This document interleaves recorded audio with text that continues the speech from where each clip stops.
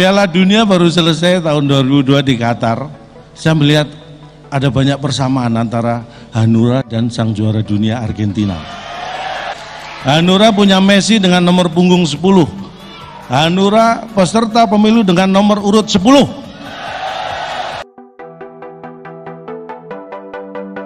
Assalamualaikum warahmatullahi wabarakatuh.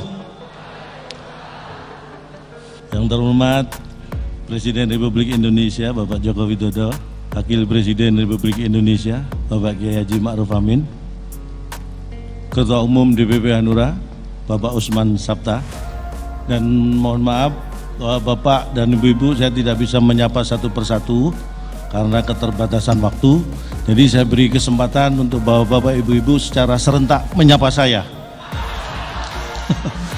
untuk menghemat waktu, Bapak Ibu ya. Saya akan mengikuti yel-yel dari Hanura. Bangkit! Jaya! Menang! Luar biasa. Saya mengucapkan selamat ulang tahun yang ke-16 untuk Hanura, membangun Indonesia dengan hati nurani. Di kesempatan yang berbahagia ini saya juga akan mengucapkan ulang tahun yang sekalian yang ke-17 Pak Oso, karena takutnya nanti ulang tahun ke-17 tidak sempat mengundang saya, jadi saya ucapkan sekalian. Tapi kalau ini sudah saya ucapkan masih tidak mengundang juga, ya kebangetan. Bangga sekali saya bisa hadir di sini, dan tadi disampaikan oleh Pak Jokowi, ini baru terjadi ulang tahun partai dihadiri Presiden dan Wakil Presiden. Hanura. Kalau acara-acara biasanya Presiden, Wakil Presiden hadir bersamaan dalam bentuk foto. Di setiap acara pasti ada foto beliau. Tapi ini beliau secara fisik hadir, ini luar biasa. Tepuk tangan sekali lagi buat Hanura. Dan yang jelas, beberapa bulan terakhir saya ketemu dengan Bapak Presiden di 2 ulang tahun partai, Pak ya. Dan berdasarkan data sementara dari KPU, berarti tahun depan kita punya kesempatan bertemu 17 kali Pak Jokowi. Itu pun dengan catatan Bapak berkenan hadir di ulang tahun partai. Karena berdasarkan pengalaman kan ada yang nggak hadir beliau kan. Itu juga dengan catatan saya diundang di ulang tahun partai-partai. Jadi tolong catatan itu diperhatikan. Saya bangga sekali bisa berdiri di hadapan bapak-bapak, ibu-ibu, ini orang-orang yang penting. Dan mohon maaf bapak-bapak ibu yang berdiri di hadapan bapak-bapak ibu-ibu ini, saya nggak masalah, saya nggak harus jadi orang penting. Yang penting saya orang. Saya udah dianggap orang aja udah alhamdulillah saya ini. Ini kebanggaan buat saya, benar sekali. Karena biasanya ya berhadapan dengan beliau-beliau ini kan deg-degan gitu ya. Saya tuh lebih deg-degan kalau di acara ini, kalau bukan yang di depan honornya. Jadi kalau yang di depan honornya itu saya nggak deg-degan. Kalau acara bukan di depan honornya, nah itu saya deg-degan. Pulang saya tungguin sampai acara selesai. Tapi ini hanya bercanda, saya bercanda karena saya seperti disampaikan Pak Jokowi, orang partai itu orang pintar. Jadi tahu betul mana yang benar, mana yang tidak benar. Jangan sedikit-sedikit seperti tadi beliau sampaikan menyalahkan istana, menyalahkan presiden. Saya memahami, setelah reformasi Pak, banyak partai berdiri. Setelah saya amati, kenapa banyak partai berdiri? Karena banyak anggota partai atau kader partai yang tidak kebagian tempat duduk. Sehingga berdirilah partai-partai baru. Prinsipnya sama. Coba kalau kebagian tempat duduk mungkin nggak akan ada partai baru, karena nggak kebagian tempat duduk, lahirlah partai baru. Tapi tidak masalah karena itu memang demokrasi seperti itu. Tapi yang terpenting adalah mendirikan partai itu untuk memikirkan rakyat. Itu yang terpenting. Jangan sampai mendirikan partai malah meminta rakyat mikirin partainya. mendirikan partai malah minta rakyat untuk menyumbang. Nah, itu yang repot. Jangan sampai membebani rakyat. Justru partailah yang harus mengurangi beban rakyat. Tepuk tangan buat saya. Ini kebanggaan yang luar biasa.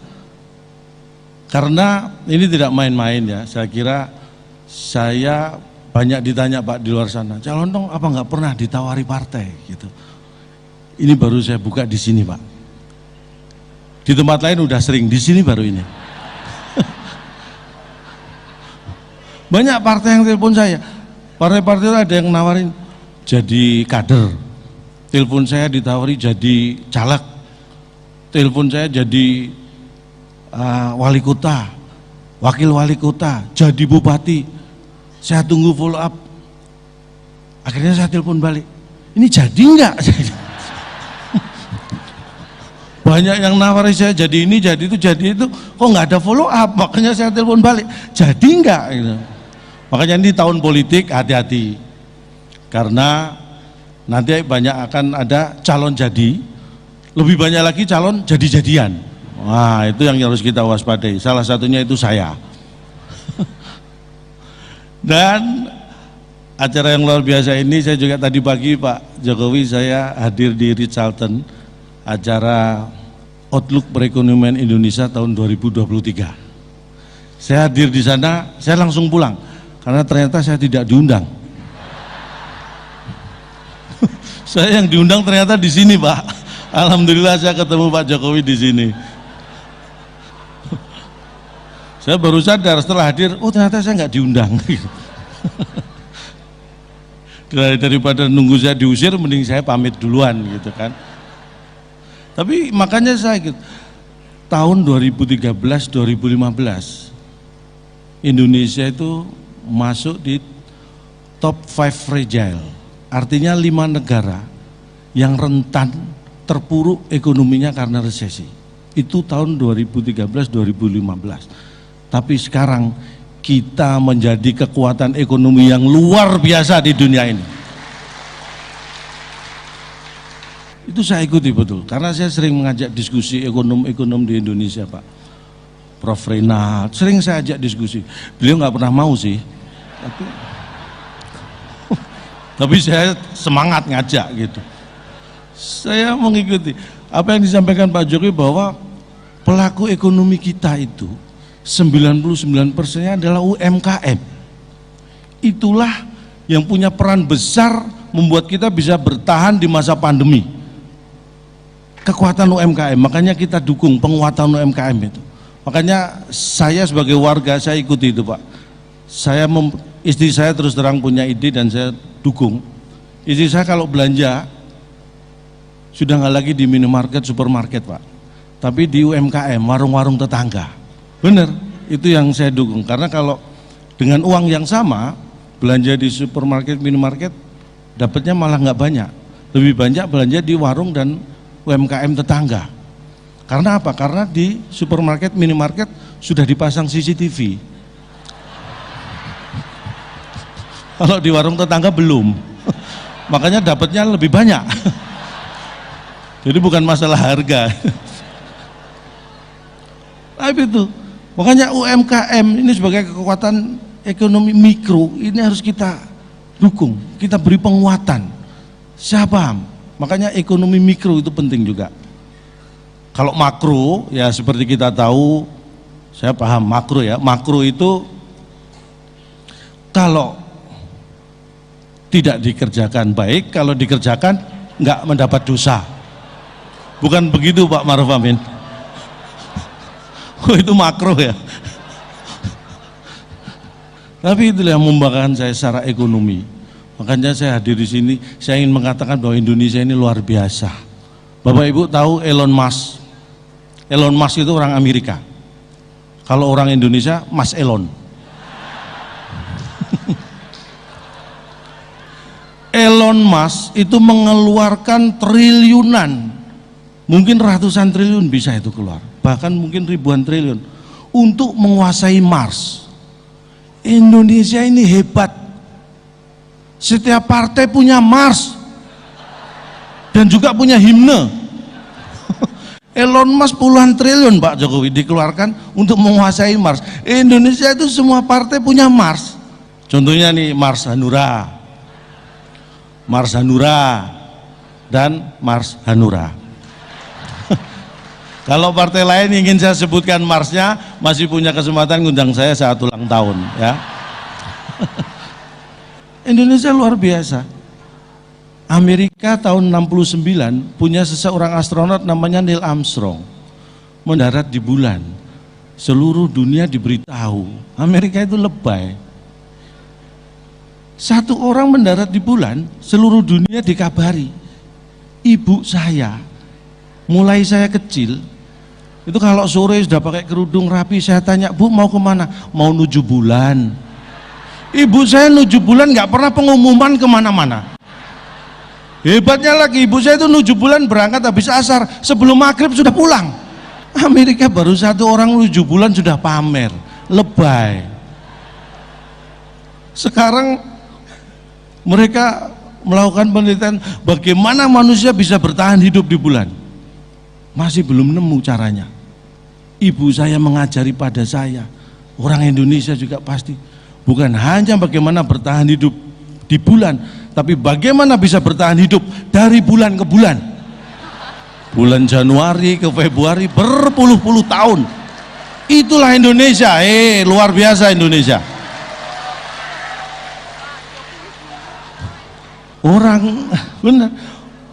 Orang di dunia ini masih bingung bagaimana hidup di bulan. Orang Indonesia belanja aja biasa di matahari. Kalau bukan orang Indonesia mana? Itulah. Makanya saya itu bangga menjadi orang Indonesia. Luar biasa Indonesia ini. Dan seperti yang disampaikan Ketua Umum DPP Hanura, Pak Oso, saya mengikuti banget ya, bahwa ingat kader-kader Hanura, jangan sampai mengkhianati bangsa ini. Betul Pak ya? Pancasila itu sudah final untuk Hanura, makanya jangan sampai ada kader yang mengkhianati bangsa ini. Makanya mekanisme partai kalau saya lihat ada DPC, ada DPD, ada DPP, makanya jangan mengkhianati bangsa ini. Kader cukup sampai DPP, jangan sampai ada kader DPO. Ingat itu berarti mengkhianati bangsa.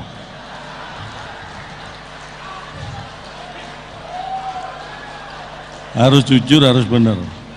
Jangan sampai DPO, apalagi DP0. Jangan sampai.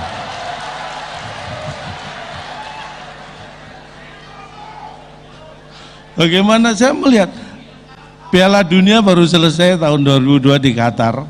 Saya melihat ada banyak persamaan antara Hanura dan sang juara dunia Argentina. Hanura punya Messi dengan nomor punggung 10. Hanura peserta pemilu dengan nomor urut 10.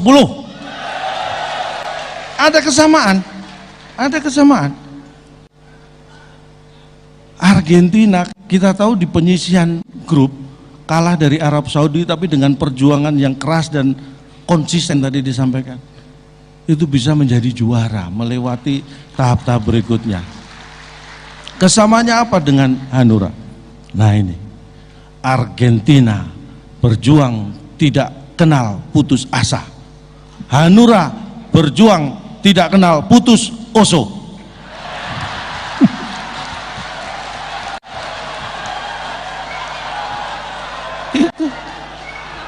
Itu kesamaan yang tidak kebetulan.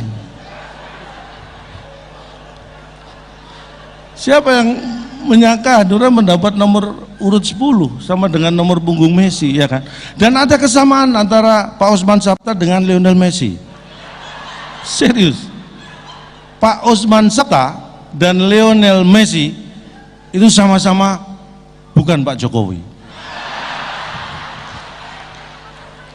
Itu kesamaan yang luar biasa. Waktu saya terbatas sekali, mohon maaf.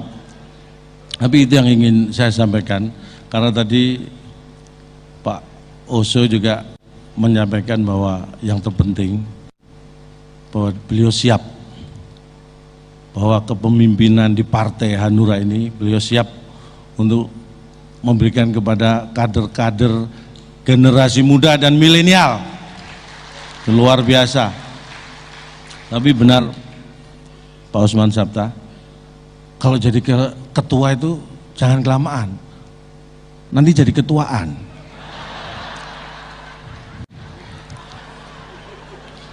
Dan saya juga menggarisbawahi yang disampaikan Bapak Presiden, Hanura ini partai yang konsisten, tadi disampaikan beliau, tidak toleh kanan, toleh kiri, konsisten, karena konsistensi itu dibutuhkan.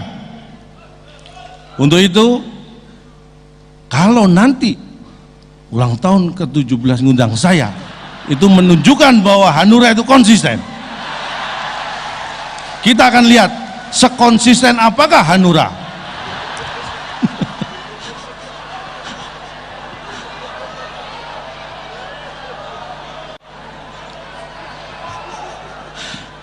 Mungkin hanya ini yang bisa saya sampaikan, tapi yang tidak bosan-bosan saya selalu mengingatkan, seperti yang disampaikan beliau, selalu mewanti-wanti, jangan sampai salah memilih dan mendeklarasikan capres. Jangan sampai salah. Takutnya capres yang kita deklarasikan ternyata cuma caper, alias orang yang cuma cari perhatian. Jadi hati-hati dengan itu, dan saya yakin Hanura akan tetap membangun Indonesia dengan hati nurani. Terima kasih. Wassalamualaikum warahmatullahi wabarakatuh.